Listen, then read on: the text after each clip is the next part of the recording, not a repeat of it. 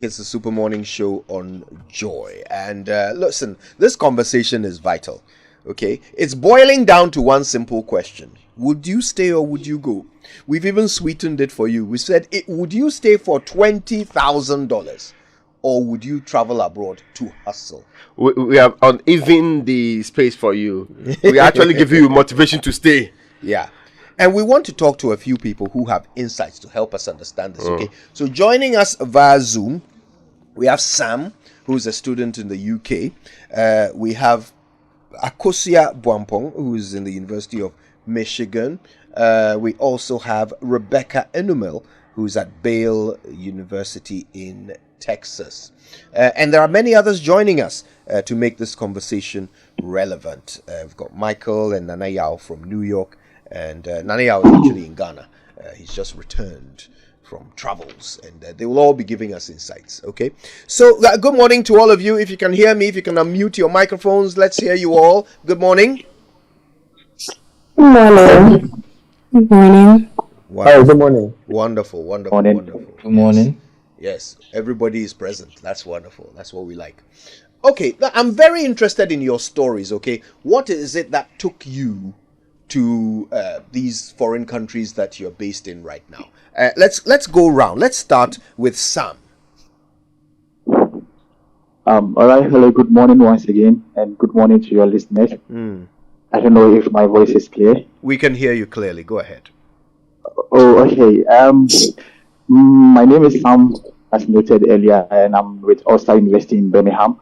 Right. I left Ghana in January, and my reason for leaving is basically not because of how hard the economy was, because I was working in one of the financial institutions in Ghana, and things were quite not so much okay for me over there, because I realized me being there for the past 9 years, there was no development, and it got to a point where I realized management didn't really care about the staff there. It was always about them. So when I got the opportunity, I didn't hesitate. I just took it. Okay, Yeah, so I are you working that was the in? reason why I left. Okay, so are you Sorry? working in a bank in the UK or doing something different? No, presently I'm schooling. I'm doing my MSc in International Business with Data Analytics, Right. and I'm a TA as well. I'm a teaching assistant. Yeah, Okay. which I think is better, because even if I compare what I'm earning here to what I was getting in Ghana, I think here is far better. Okay. So We'll talk about the earnings very soon. It's very important. So thanks for raising that. Let's hear from Rebecca. Rebecca is at Baylor University. I hope I'm saying the university's name right. It's Baylor University. Baylor. Yeah. Okay. Yeah. Baylor. Someone has written Baylor on my paper here. Thank you for that, Rebecca. So what's your story? Yeah. What made you leave Ghana? Okay, so personally, I would say mine just wasn't money. I would look at more of the quality of life in that. So, I was also working in Ghana before I left. I had a good salary, I'd put it that way. What's okay. But then I realized that there was really no career growth for me. My career growth was at a standstill. I was practically doing the same thing. And I realized that in the next 3 to 4 years, it was practically going to be the same thing. There wasn't going to be any career growth for me. I wasn't seeing any new opportunities opening up at all. So when I had a chance to go further my studies in the US, I am currently reading a master's in public health, specializing in epidemiology. I figured that, okay, that's a very good opportunity for me to take so that I could widen my scope, learn more, think outside the box, get better opportunities that I wasn't going to have here in Ghana. And then if I do come back with all the knowledge and skills I've gained, I can have some more career growth aside the money. So you went to better yourself so that you could come back and do better in Ghana. That was the plan. Okay. Yes. Okay. All right. Thank you.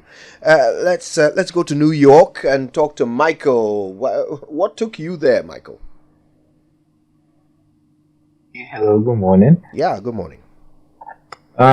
My story is quite different. So what brought me here wasn't necessarily about money or any of that. It was because my entire family he moved here, like we've been here for a while. And I have a business in Ghana. After school, after my bachelor's, I started business in Ghana. Was doing quite well. Then I felt I needed to expand and grow my terrain or my capacity. So I moved outside of Ghana to explore. And coming here has changed everything because I had to start my life all over again. I've had experiences in different industries and also to there are quite some challenges as well. So I would say moving here was more of a personal decision because I had the option to either stay or to either continue with my business or move here as well. But anyway, long story, I still want to move back to the country within a couple of years. So, okay, so you moved really because of family. It was an option available to you, so you took that option to go there because you had family there to explore new opportunities, but you would ultimately like to return to Ghana. Yes, not necessarily Ghana, but onto the African continent. Okay, that's important. Thank you, Michael. Akosia Bwampong is at the University of Michigan. Akosia, thanks for joining us. What's your story? Hi, thank you for having me. My story is, for simplicity's sake, I left after high school to come do my undergrad here. And after that, I continued straight to a PhD program, which I'm currently in. There was no negative driving force for me. At the time, it just seems like the opportunities for research, which is what I wanted to do long term here, were better as compared to really anything in Ghana or on the continent. So it was a.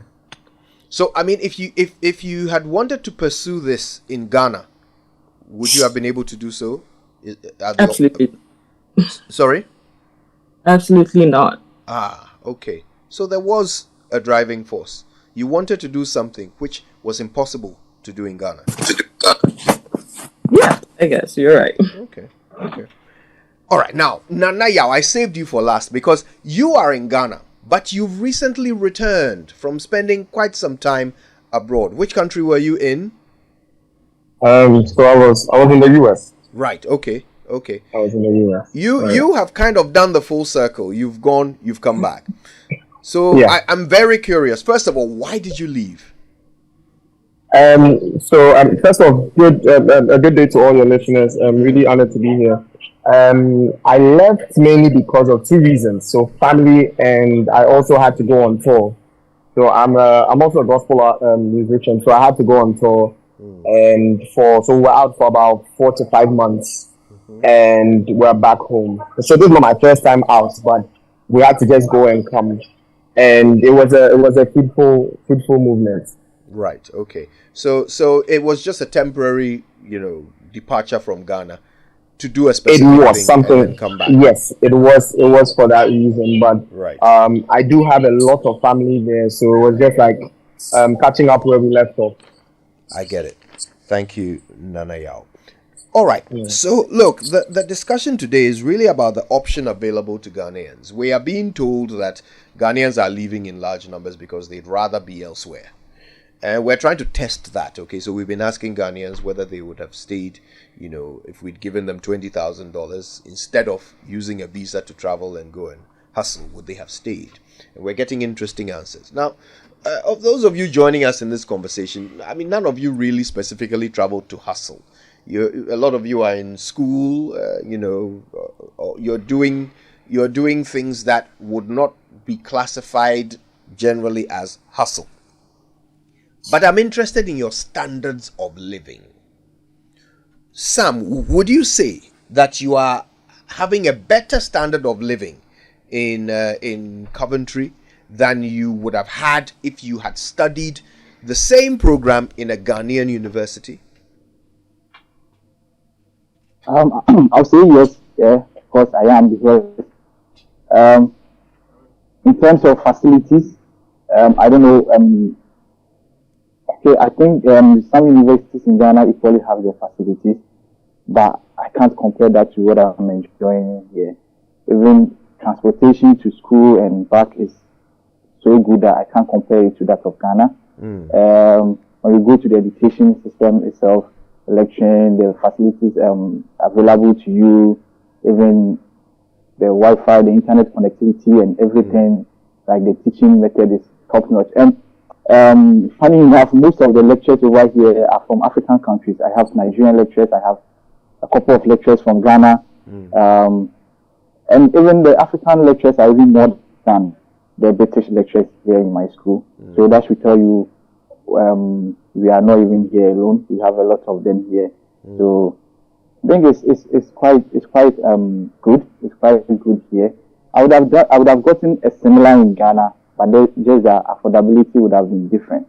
Because looking at where you are working and how much you are getting, if you want to pay for your masters and the fees around 30,000 Ghana cedis or 40,000 Ghana cedis, and you are earning 1,500 a month, even if you decide not to take the money, you decide not to spend anything from it, continue education with that money will be very hard for you. Right. But over here, you are still able to work, even though you are not able to work full time. Whatever you earn, you are still able to pay your fees and still get yourself a decent accommodation and a good standard of living. So I think it's better here compared to Ghana. Okay, I was going to ask for a bit more detail about this standard of living. Now, you're a foreign student, so your fees are quite high, and you have to work to pay those fees. You have to pay rent. You probably won't pay council tax because you're a student, right? Exactly. But you will have to pay for transport and food and all of these things. So talk to me about that. By the time you are done, and of course, because you're a student, you can't work many hours. Yes, 20 hours a week. So by the time you are done, how much are you left with after you've dealt with all your expenses? Compare that to how much disposable income you had in Ghana. Which one would you say is better? I think here is better. Because when I first came here, and obviously it depends on how you plan your life in coming here. Okay, I think planning is very important. You don't just move because you see everybody is moving and you also move. That is when you get here and you just start, things become very difficult for you. Because most of my colleagues, they are here and at the end of the day, they have to take 3 or 4 jobs, which means they are breaching their visa policy. And you can't afford them because I think proper plans were not put in place. I've seen a couple of videos that say that when you are traveling to the UK to study, it's better you come with, let's say, your partner or somebody who will assist you. Yeah, I was lucky to have someone like that.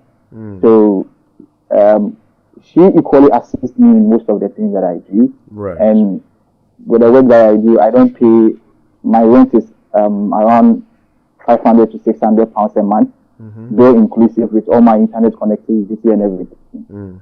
So if my transportation for a month is 45 pounds.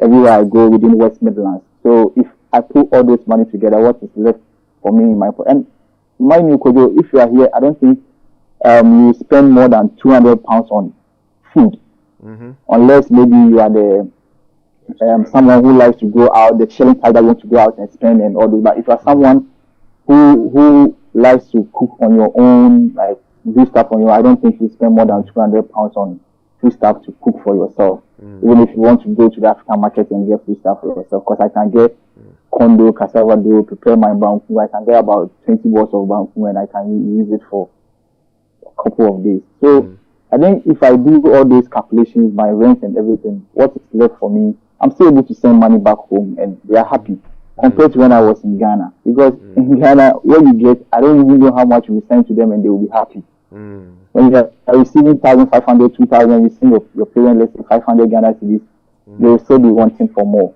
But then when you are here and you are even getting, let's say, 1,500 pounds a month, and you spend, even if you decide to spend 1,000 pounds on yourself and you spend them just 200 pounds, they will be okay with you because 200 pounds in Ghana cedis are around almost 2,500 or 3,000. So I think it's better here. Yeah. Okay, that's interesting. Now, Sam, so the question we're asking everybody is, if you were given 20, so let me put it in the context of your situation, right? Okay. So you wanted to study a particular program, That's what you're doing in Coventry. If you could have studied that same program in Ghana, say maybe through distance learning, okay, so you're getting it from the degree is coming from the same university, right?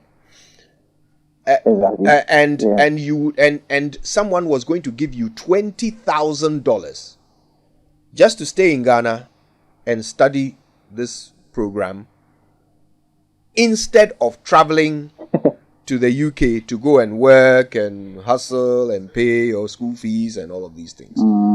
Which one would you have chosen? I would have stayed home. You'd have stayed home. I wouldn't have stayed in Ghana. Oh, you still would have moved. Okay. Yes, because there were options of me doing online in Ghana. I had a couple of schools that were ready to offer me an online where the fees were even more affordable than what I'm paying right now. But I said to myself, no way. If I'm not moving, then I'm not doing my master's. Well, it got to a point that I was so frustrated.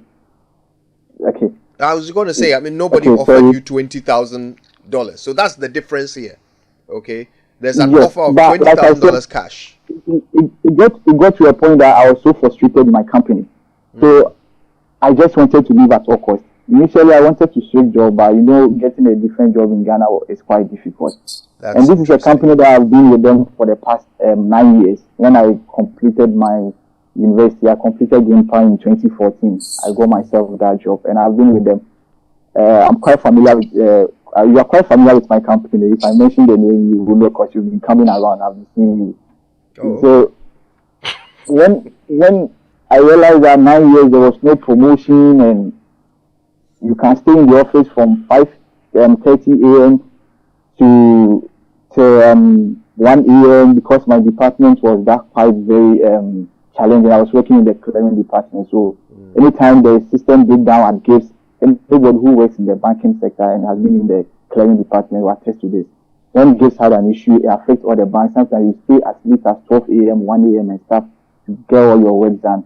And you file for an overtime and they will give you 37.5 per stress. It was so disheartening, so insulting and very annoying. So it got to a point I just wanted to leave at all costs. I didn't want to have anything to do with them again. It was so frustrating. So at that point, my mind was set on leaving. So I don't think if I had been offered that amount, it would have changed my mind.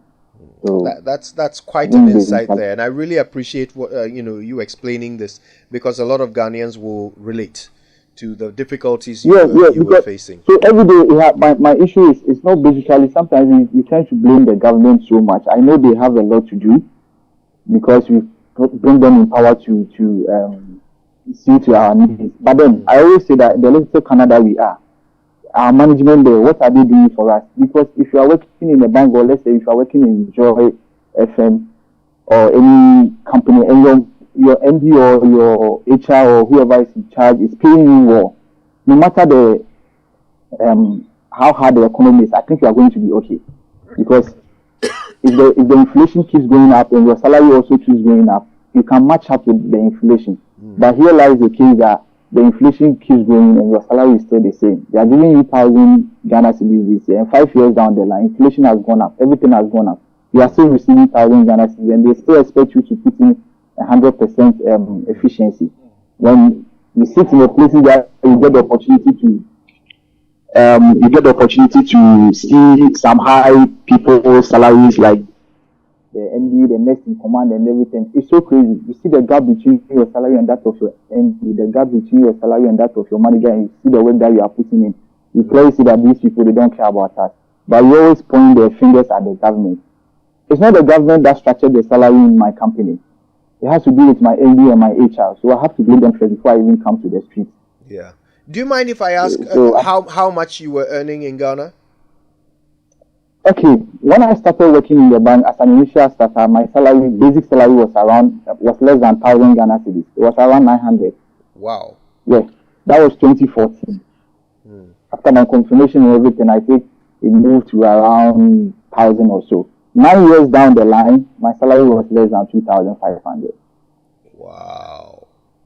I'm telling you, 9 years down the line, my salary was less than 2,500. The basic salary was less than 2,500. What really helped us is the clothing allowance that they give you beginning of the year, which is of course not so much. The fuel allowance that you'll be getting, and in my company, the fuel allowance was instead that if the fuel goes up, your fuel allowance also goes up. Well, so when anytime the fuel goes up, we tend to be happy because we think the allowances is also going up. But then the inflation will go up. So whatever amount that they will give you, it will hit you on the other side. Yeah. So it was not worth dying for, because staying with them for 9 years and you are earning less than 2,500 pounds. What's the point? Yeah. There was no promotion. Yeah. So I feel it was when I was about to leave, after everything was set for me, that was when I got a mail that I've been promoted. But then I said no. You can't drive me back to this. I'm not because if you have promoted me, if you have promoted me 5 years ago, 3 years ago, 5 years ago, 2 years ago, you didn't do it, so why now?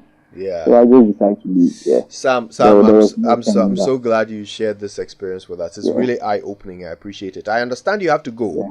That's why I spend so much time with you, so that we can say thank you. And then we're going to take a few messages, and then when we come back, we'll hear everyone else's story as well. This is fascinating stuff, right? This is a deep insight into what exactly is driving people away from our shores. Morning Show. I go there, I'll make more. I'm telling you. I'll make times 100 of that. Yeah, because 20K Mogoni and minimum wage can earn upwards of 50K a year. So 20K is not money. In this Ekufado's economy, if you give me $1 million, I'll still travel outside.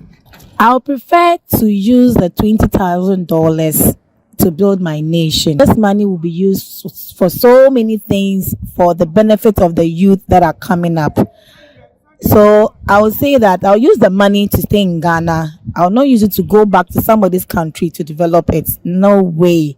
I like Ghana. Why? With $20,000. Oh, I like Ghana. Can do it. Hey, wait a minute. Hey!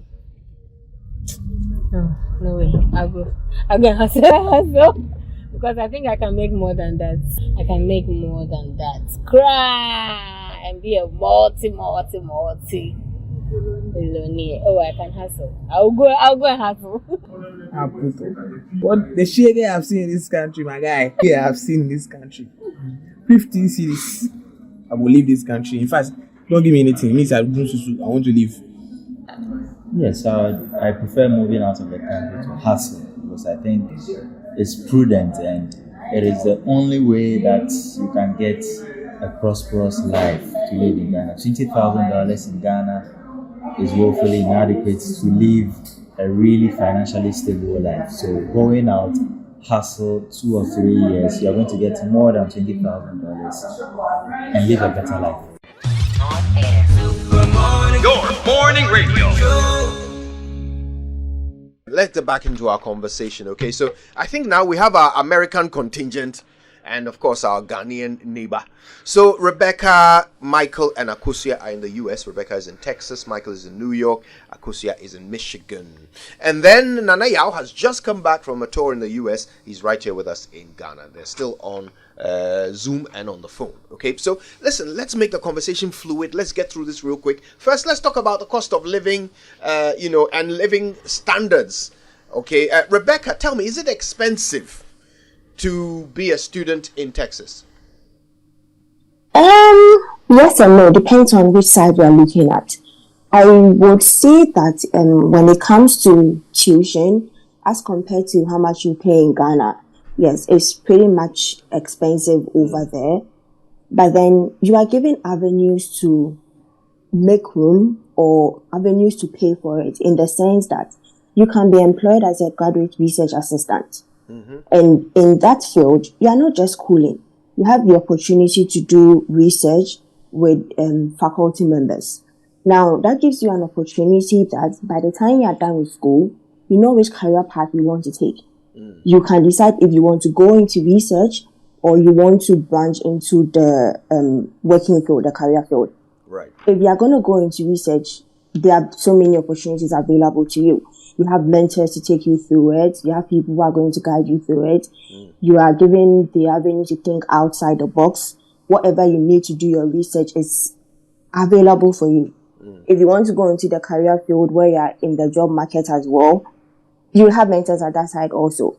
the money is worth it. The benefits that come with it with regards to housing allowance, insurance, all of those things is also worth it. You get So a yes, housing if you- allowance from your university. Is that what you're saying? No, if you are working If you're working, with a if you're company, working. yes. Okay. All right. Yes. And you are So, working, yes. right? You're working as a research assistant. Is that correct? Yes, a graduate research assistant. Excellent. Yes. Okay. Okay. Yes. So even though on the surface level, it looks like the institution there may be more expensive than what is in Ghana, the other opportunities that come with it is not something you're going to get whilst you are here. Okay. Also, looking at how their academic system is like, it's not theoretical. You are practicing what you are learning. I feel like in Ghana, your lecturers don't even want you to excel. They don't give you the room to think outside the box. They're doing everything within their means to get you to fail. But then here, it's the direct opposite. They're doing everything within their means to get you to excel. Whatever they need to do to make sure that your GPA is good, they are going to do it for you. Okay, that's interesting. You know, she explained about the working conditions, and I want us to be fair here. Rebecca is working as a graduate research assistant. There are very limited jobs of such nature, you know, in universities. Most people end up getting jobs doing other things.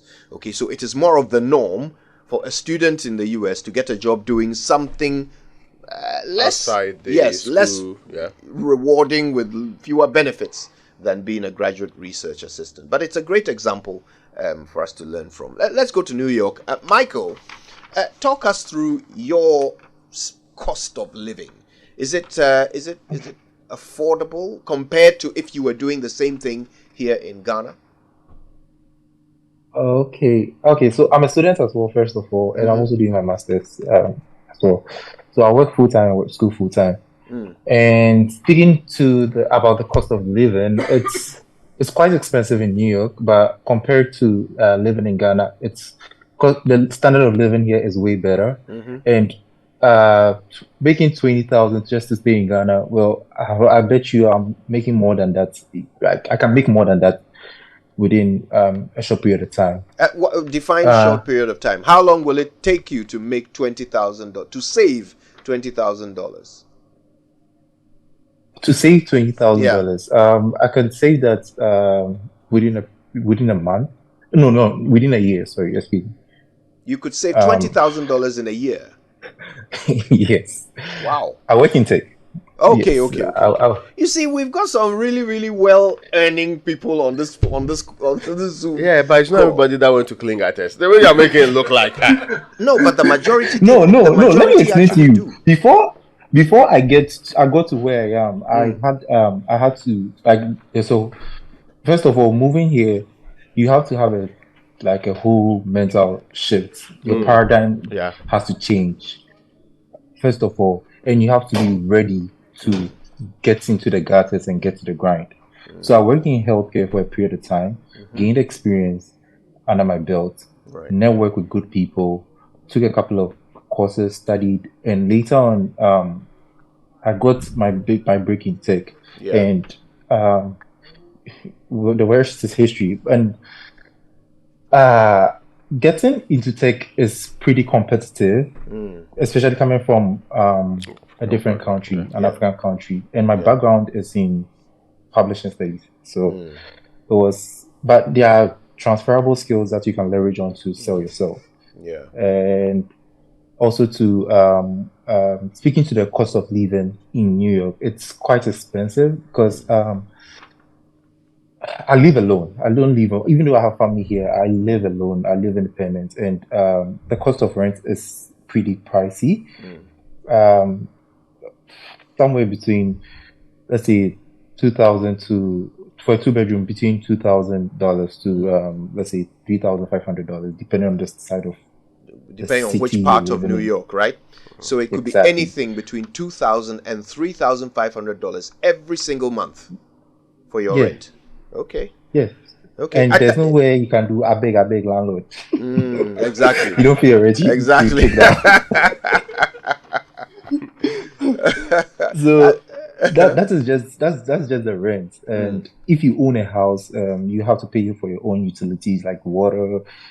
You pay for your internet, you pay for your electricity here is called conedicine. That's it. So you pay for electricity, conedicine, and what else again? Just transportation, petty stuff. So probably at the end of the month, you're spending if rent is costing say somewhere between that 2,000, let's say 2,000 for the purpose of the conversation, and Right. the rest of your expenses is going to cost you probably, let's say, another extra 1,500. So that's Okay. like 3,500 as a whole. So And to you have clarify, in order to live at the basic standard in New York, like how you would live in Ghana if you had a regular job, in order to live just regular comfort, you would be spending about $3,500 a month. Yeah, give or take. Yeah. Okay. Yeah, give or take. So now you know how much you have to earn in order to live normally in New York. Go ahead, Michael. Oh, yeah. Speaking of, even though the standard or the cost of living here is expensive and the standard of living here is better, the pay here or the companies here pay good amount of money. The market here is very competitive. Yeah. The minimum wage I think in New York is somewhere between either $16 or $15. I'm not so sure, but companies here pay way good. When I was working in healthcare, I started my first salary or my first annual income was a ballpark of $60,000. That's my first, and yes, $60,000 a year. Then later on, as I evolved, I became better, and it got better. And the standard of living, speaking of which, the standard of living compared to Ghana, but even though running my business in Ghana, was good, but it's better here. It's more competitive. It gives you, it sharpens your senses and gives you a better business acumen, and you are well connected with people. Yeah. Compared to that of Ghana. Thank you for that, Michael. Let's bring in Akosia. Akosia is in Michigan. It's good that we're getting the flavor of different cities as well, Texas, New York. Akosia, okay, you know what we want to know. So break it down for us, the cost of living. So as a graduate student in Michigan, at the University of Michigan, I live in graduate housing, first of all, which is relatively on the affordable side. Groceries are a bit on the higher end, assuming you don't have your own means of transportation. But the university pays a decent amount for graduate student stipends, for PhD students anyway. And it's enough to live on. So, yeah, I think the cost of living here is not overly expensive. The standard of living is great, to be honest. How long would it take you? How long would it take you to save $20,000? Well, that question does not necessarily apply to me in the same way because, again, I receive a stipend to study, so I'm technically not working. Yeah. So with my current stipend, it would take a long time, but assuming I was out in the job market, probably not more than 3, maybe 4 months. Okay. With my qualification, that is. Okay. So let me ask you this. If you could have pursued the same course of study in Ghana, right? If you could have, perhaps even with the same university, but maybe on a distance learning program or whatever. If you could have done that, and they would have given you $20,000 to do it in Ghana, would you have accepted? Okay.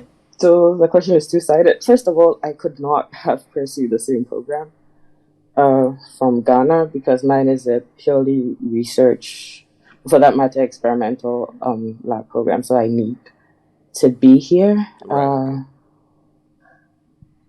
because of the kind of work that I do. And the cost, my advisor always makes a joke that the cost of a PhD student to the US taxpayer is between like $700K to $1 million US, right? There is no way the government of Ghana is going to spend that on me, or the University of Michigan is going to spend that on, make me do a distance PhD. I don't even think that's a thing. So the opportunity simply does not exist in Ghana. Exactly. $20,000 really doesn't do much for me, if anything at all. To stay in Ghana. If you have to spend it in the US, it definitely won't go very far. I agree. Exactly. And even if you have to spend it in Ghana, assuming what would you do with it? Start a business that would give you short-term gains, maybe long-term gains? You would wait forever. Invested in bonds and stocks. Well, the government assumes that's happening. Buy land that would probably not appreciate in value somewhere on the outskirts of Accra. It really doesn't make any sense to be offered $20,000 and keep it to stay in Ghana. So for me, it really wasn't. It was a no-brainer, honestly. All right. Okay. So that leaves Nana Yao. Nana Yao, you went for a very specific period of time. You went for work. You went to tour. And you came. By the way, that really cool tune we played as our inspirational song, Nana Yao is the vocalist on that song. So Nana Yao, you went on tour. You're back, and you are applying your trade here in Ghana. Would you rather be doing it in the US? Okay. So first off, I would rather be doing it in Ghana than in the US. Okay. Hands down, 100%. I think one main thing is knowing what your purpose is and where it lies. So for me, directly, I know that there's just a lot of people, and it's gospel too. So we need to make sure that we are giving the people some good gospel music. But you know that your roots are your roots, and Ghana is Ghana. You speak to anybody that's outside, and you realize that they all have goals to come back and reinvest into Ghana in one way or another. So mine is to make sure that at least the people here are still fed. So definitely Ghana. Right. Okay. Definitely. Now, during the 6 months that you were in the US, you saw Ghanaians. You performed for Ghanaians. You saw how they are living there. Talk to us about it. Are they doing well? Are they comfortable? So the truth of the matter is, everybody living there will tell you for a fact that the stress level and the level of overthinking and the level of depression they go through on a daily is unmatched. Living in Ghana, one thing it will give you is peace of mind, because there's comfort around you in the sense that with any worst case scenario, you have a family member close or you have something close. But in the US and in other countries, you are basically fending for yourself, and there's a stigma. The stigma is that the people who feel like you are outside, so you have everything figured out. Inti Patrol sending me Momo, do this. And you send them, I remember there was this instance where a friend of mine sent some money back home, and they sent a rude message that, Inti 100 penalty to be sending. Wow. And I was like, let's be very real with ourselves. These people out there are also trying to make a living. And you realize that it's not even for themselves, it's also for their families back at home. So in turn, everybody is going to make sure some sacrifices are made. But the only thing this time is that for people in the countries like the US or people in the West, there is a certain level of structure backing their living in the country. As I speak to you, I'm donating blood at Kolebu. I got here, I left home at 5 a.m., got here around 6 something. And I can tell you for a fact that if somebody is waiting for my blood to survive today, the person will go tomorrow. Because the level of disorganization here, the level of Faha, Obi across the line, I had the chance to visit different hospitals. I went to 10 states while I was in the US. And you'd realize that there's the level of structure cuts across each and every single state. You see, one mark of an overdeveloped country is the fact that now they don't have things to fight about. All they are fighting about is sexuality now. And a lot of other things. We are here, we are suffering, we want to fix the motorway. But they are talking about identity and talking about these things. I realized that one fundamental problem that we are facing here is misplacement of priorities. So it's very interesting how people outside run away to greener pastures, and that is exactly what it is. But there's another side they don't talk about much because people won't believe them. That's the depression it comes with, the stress it comes with. But mind you, you can live the life you want once you go and you have a plan. I have people who are living good. I have people who are living fine, and I also have people who are giving us settings. So if your listeners don't know, I'm just teaching a new term. There's something we call settings. Settings mean settings means you are giving the people what they want to see, and they are entertained. That's what people are doing. I know people, because to rent a car in the US, it's not expensive. You could do like $30 a day or $40 a day. You could get a Tesla, put it on Snapchat, record your content for about a month, then you take the car back. And one is so releasing my boys now. But the student loan that they are paying it's really like everywhere hard, everywhere tough. But the problem is, if it's a better alternative to leave, it just makes so much sense, and that shows you how bad the country has been messed up. Wow. Listen, I've got to say a big thank you to all of you. This conversation has been eye-opening. Nanayao Akosia. Nanayao is an artist here in Ghana. Akosia Bwampong is at the University of Michigan. She's doing her studies there, PhD. And then Michael is in New York. Michael is doing his master's, but he's also doing a couple of other things, so he works full-time as well. And Rebecca Anumel, a graduate student at Baylor University, Texas. We also heard from Sam earlier, who is also a master's student in Coventry. Thank you all so much for these eye-opening accounts that you've given us. We really appreciate it. I guess now you know all you need to know. Has your decision changed?